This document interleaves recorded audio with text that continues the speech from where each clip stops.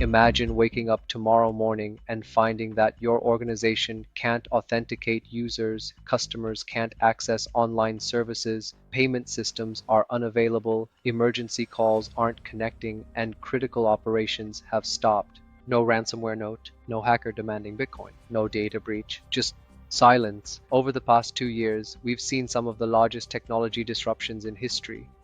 CrowdStrike, cloud outages, telecommunications failures, identity service disruptions, each affected millions of people and thousands of organizations. The surprising part, most of these weren't caused by sophisticated cyber attacks. They were caused by software defects, configuration errors, hidden dependencies, and operational failures. I believe these events reveal something much bigger. We've been preparing for the wrong disasters. For years, disaster recovery planning has focused on familiar scenarios. A server fails, a data center is lost, a ransomware attack encrypts systems, a building catches fire. These remain important, but today's organizations operate in a very different environment. Banking platforms depend on cloud providers. Governments rely on telecommunications networks.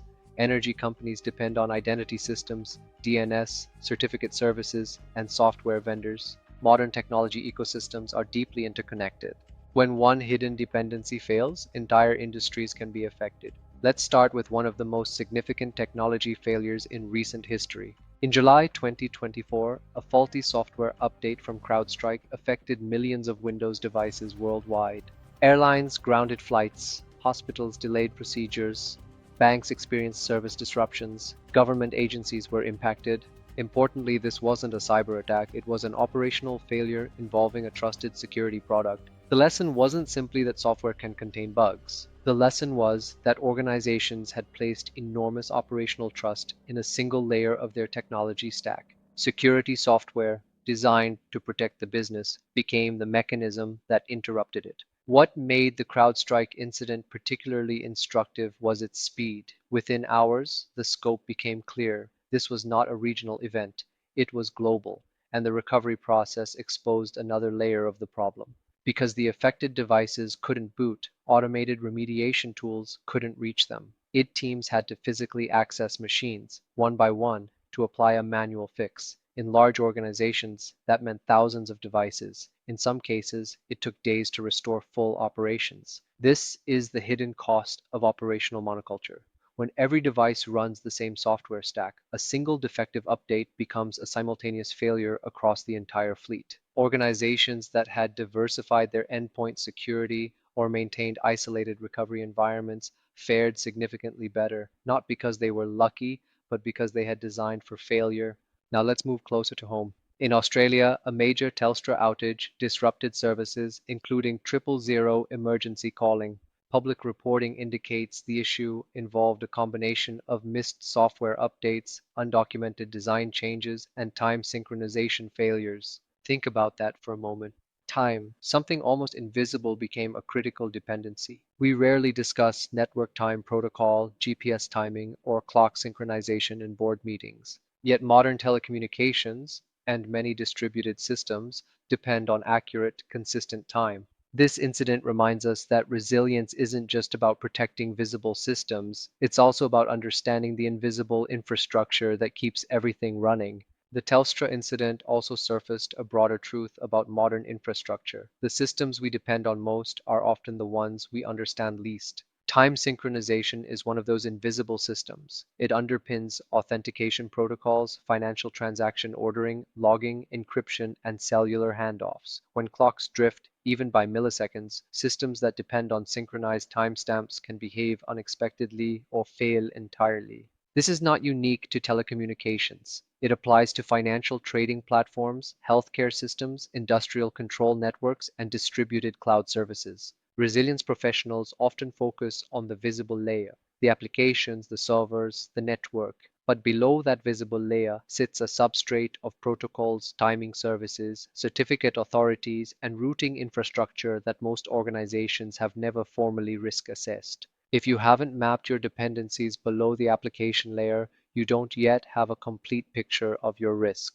Cloud computing has transformed the way organizations build technology. It offers scalability, flexibility, and rapid deployment. But cloud adoption does not automatically create resilience. Recent cloud service disruptions have affected identity services, productivity platforms, authentication, storage, and regional availability. Many organizations assume that using a hyperscale cloud provider means outages are someone else's problem. That's not how resilience works. A highly resilient cloud platform can still experience incidents. The real question isn't whether your cloud provider will have an outage. The question is, what happens to your organization when it does? Here's a challenge. Ask yourself or your leadership team whether you've tested these scenarios. Your identity provider is unavailable. DNS fails. Your cloud region becomes inaccessible. Your telecommunications provider experiences a prolonged outage. Your software supply chain distributes a faulty update. Your AI platform becomes unavailable. Many organizations have tested ransomware recovery. Far fewer have tested these systemic failures. Yet these are precisely the kinds of events we've seen unfold in recent years. We need to move beyond traditional disaster recovery. I call this a shift from disaster recovery to systemic operational resilience. That means understanding technology dependencies, designing independent recovery paths, reducing single points of failure, testing severe but plausible scenarios, treating resilience as a business capability, not just an IT function. In practical terms, resilience becomes part of architecture, governance, procurement, operations, and executive decision making. Let me be specific about what systemic operational resilience looks like in practice. First, it means conducting dependency mapping exercises, not at a high level, but at the technical layer, identifying every third-party service your critical processes rely on, including identity providers, DNS resolvers, certificate authorities, software update channels, and API services. Second, it means designing graceful degradation. When a dependency fails, what can your systems continue to do? Can users still log in via a backup authentication method? Can core transactions proceed without real-time cloud connectivity? Can operations teams communicate if the primary platform is down? Third, it means holding tabletop exercises that simulate these scenarios, not just ransomware, not just data center fires, but identity provider outages, software supply chain compromises, multi-region cloud failures. Fourth, it means establishing clear recovery time objectives, not just for individual systems, but for the dependencies those systems rely on. And fifth, it means treating resilience as a board level governance topic, not just an IT operational concern. Here's a simple framework to guide organizations. R. Redundancy by design. E. Eliminate single points of failure. S. Simulate severe but plausible events. I. Isolate critical dependencies. L. Learn from global incidents. I. Independent recovery paths. E. Executive governance. N. Never assume availability. T. Test continuously. Resilience isn't a product you buy, but it's a capability you build. Let me expand on each element briefly. Redundancy by design means building backup capabilities before you need them, not as an afterthought, but as a foundational architectural requirement.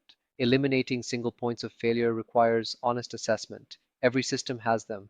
The question is whether you know where yours are. Simulating severe but plausible events is where most organizations fall short. Scenario planning should include events that feel unlikely, because those are precisely the events that cause the most damage when they occur. Isolating critical dependencies means understanding which services, if unavailable, would halt your most important operations. These need independent recovery paths. Learning from global incidents means treating public outages and disruptions as free lessons. Every major incident contains information about failure modes you may not have considered. Independent recovery paths ensure that even if your primary infrastructure fails, you retain the ability to restore operations through an alternative route. Executive governance means resilience decisions are made at the right level. Technology leaders should not be carrying this responsibility alone. Never assume availability is perhaps the most important mindset shift. Every dependency is a potential point of failure. Design accordingly and test continuously, because untested recovery plans are not recovery plans. They are assumptions. Technology will continue to evolve, so will the risks. The next major disruption may not be caused by ransomware. It may not involve malicious hackers at all. It could be a software update, a cloud dependency, a time synchronization issue, or a combination of events no one considered together. The organizations that succeed won't be those that predict every failure. They'll be the ones that design systems capable of surviving failure. If this topic interests you, subscribe to the channel. I'll be exploring real incidents, operational resilience, and practical strategies for building organizations that can withstand the unexpected. Because in today's world, resilience isn't just about recovering from disruption, it's about remaining operational when disruption becomes the norm. This is Zero Day Diaries from Hacks and Heroes.